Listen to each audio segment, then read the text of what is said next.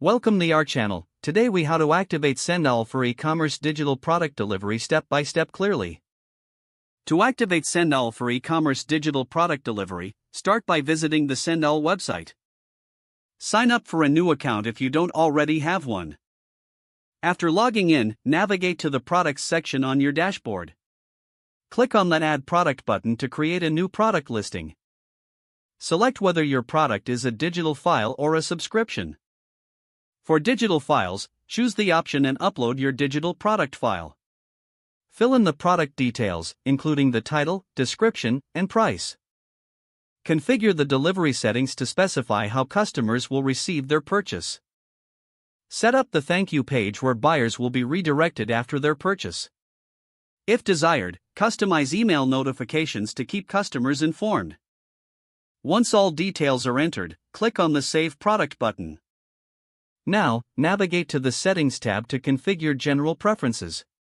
Check your payment gateways to ensure you can accept payments. Link your preferred payment methods by following the prompts provided. Return to the Products section to find your newly created product. Copy the product link for use on your website or sales page. Integrate SendOwl with your website by following the provided instructions.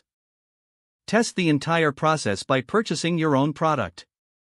Make any necessary adjustments based on your testing experience. Finally, monitor your sales and customer interactions through the SendOwl dashboard. Your digital product is now ready for delivery using SendOwl. If the page does not load, refresh the browser or try again in a private or incognito window. Make sure you are using the correct email address, then retype it carefully to avoid small typos. If your password is not accepted, use the reset option and create a new strong password you can remember. Check your spam folder for verification or security emails, then complete any requested confirmation steps. Enable two-factor authentication if available to improve account security and reduce unauthorized access risk.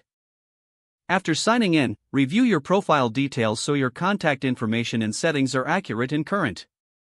If you see an error message, note it down and try again after restarting your device and internet connection. Don't forget to like this video and subscribe to our channel for more step-by-step tech guides.